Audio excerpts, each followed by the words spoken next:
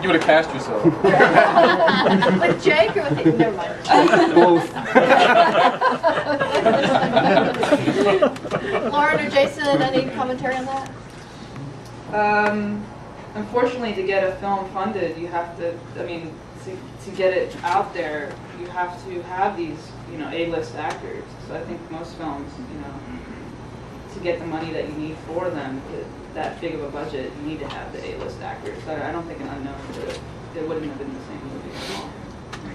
So, again, hypothetically, do you think that some of the films that might have gay predominant themes don't get made because they're gay and there's a sense of discrimination or prejudice or even uneasiness around those? Or is it because a lot of times those don't have star power attached? Could you repeat that? I think it's both.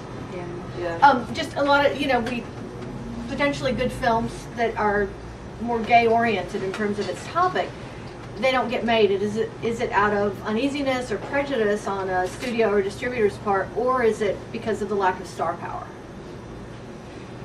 I definitely think it's both. I feel like the uneasiness and the prejudice leads to not having the actors too. But I think that's kind of changing, I hope. Yeah. I also think it's about market numbers, and it's like a weird cycle where the market numbers show that people don't go to gay cinema just because there's no gay cinema for people to go to. So it's like the guys are like, well, it's not economically viable. And it's also just becoming about packaging. Any movie these days is about packaging. You need big people attached at all the levels, and otherwise it's so hard to get anything that it's Yeah. It's about money. money. Yeah, it absolutely is. I mean, the films that are largely getting greenlit by the studios now are these epic, $100 million and above budgets, these $20 to $30 million movies. Not that you can't have the gay superhero special effects film, but there are not a ton of those being made. That it's getting harder and harder to get studios to make those smaller films. I mean, they do have the specialty divisions that do a few of them, but mostly they're looking to make Spider-Man 4 and Shrek 4 and everything like that. So. Yeah. Whirlwind 4. Whirlwind 4. So what about your personal goals? What kind of, if you could envision your next documentary, feature, short, whatnot, what would it be about, or what do you have in pre-production right now, and where would it show? Are you happy if it's in a film festival, a niche film festival? Do you want it to, be a blockbuster? What are your personal ambitions? Tell us a little bit about you and how you envision the future of queer cinema and how you would fit into that. Well, specifically about our doc, we don't have theatrical ambitions for the film. I mean, it'd be great to get it on a theater near you, but I'd be really pleased to. We do have a distributor, Frameline, who runs the San Francisco International Gay and Lesbian Festival. They have a distribution arm, and they're going to be selling DVDs educationally to schools and libraries and that kind of thing. But they also have our broadcast rights, so we're hoping that the film will get on television at some point to a mass audience. As far as next projects, don't have another feature documentary in the works, but Nikki and I are working on a short doc about my dad's one-hit wonder band from the 60s, which is another sort of personal project, but I think it'll be a lot of fun. Just writing. I would like to try to write a gay romantic comedy. I think that will be one of the next things I do.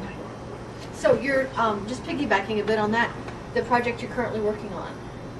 It's probably not destined to be picked up by a studio. No. So how do you fund that? How do independent filmmakers fund their project? We were incredibly naive with our documentary. I mean, we didn't want anyone looking over our shoulder saying, because of the subject matter, you can and can't do this, or to slap it with an agenda. Even getting like HRC or somebody, it's a great organization, but they would have their very specific voice imposed on the project. So I had a DV camera and she had an Avid system, and we were like, okay, let's make a movie, the two of us, and funded it out of our own pockets. So I don't know if we'd do that again 3 years later. I mean, if we sell enough DVDs, maybe. But you kind of have to be a little crazy to do this, I think, on a shoestring. Personal goals, I'd love to tell all kinds of stories. I don't want to just limit myself. I think there's a lot of stories to tell. I definitely hope to make more gay cinema. I'm trying to get funding for a screenplay right now that's like a coming of age, real innocent first love story. And, yeah, of course I'll need a big budget and some names, but So just tell us a little bit about that process. I actually have someone trying to get funding for me. I'm not very good with that, so if you guys got any money. I've got a script. Yeah, I mean, it's, I'm not even really in the process. He's kind of trying to get the fundraising going on his own, so. So do you go out and you come up with an idea or a script and then you get Yeah. funding and then you move forward, or? Yeah, so the script is written and we're trying to get funding. How did the process work for Whirlwind? We just kind of started throwing ideas around. We were thinking of a follow-up. My last movie did pretty well. And, Which was? Tell us a little bit about 200 that. American. You can rent it at Blockbuster, Netflix. It was, you can buy it at wolfreleasing.com. But we were kind of looking for a follow-up to that and to tell, once again, a positive story and with a foot in reality. And we kind of just threw some ideas around and worked it out, and Whirlwind. Okay. Lauren? I'm working on another short about female adolescent sexuality. Kind of the main character is like 13, I think. And I'm writing a feature, a psychological thriller about another teenager. Are they both? Well, are they both lesbian or gay-oriented stories, or? No, they're not actually. But I do want to make more films, more queer films, and they might turn into that. I don't know. We'll see where that goes. We'll see what love interests come about. So your story's autobiographical? No. Jason? Personal goals are to make Shrek 4. And we have tons of ideas we're working on. Like we said with this little, the other documentary that's done, it's called Move. Check out the project moveforace.com. But we would just like to keep making films. I'd love to make a decent living at it and be able to keep doing it and not have to work in other jobs. And that's, I think, what most filmmakers would probably at the bottom line say. And of course, we want millions and billions of dollars and whatever power we want, but I just want to keep being able to do it because I love it. Now, do all of you have, quote, day jobs or additional jobs in between jobs? Yes. I'm an instructor with a program called Writers Boot Camp. It's based out of Los Angeles. We teach screenplay and TV writing, and I teach those classes in New York. Yes. Well, I'm still in film school, so that's a good umbrella. But I also have I work in doing like commercial work, well, like corporate video stuff. But yeah.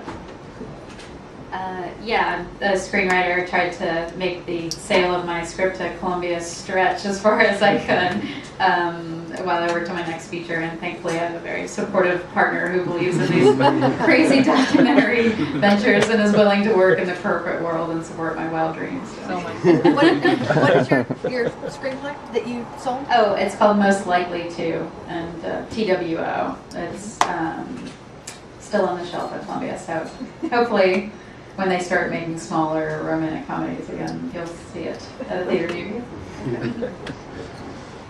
What's the question? Oh, day job. I was kind of fortunate. I was living off 200 American for a few years, but my background is in physical therapy, so I do fall back on that quite often. Mm-hmm. Okay.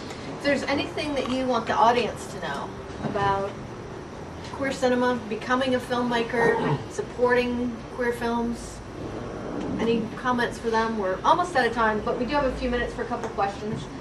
So be thinking about that. Well, they perhaps have words of wisdom to share with you. Well, I think it's vital to support queer cinema. I mean, well, that's why you're all here. I mean, I think we're at an important impasse. Not an impasse, but a turning point. I think we're becoming more visible, and I think we need to support it and encourage it in any way we can. So it's very important.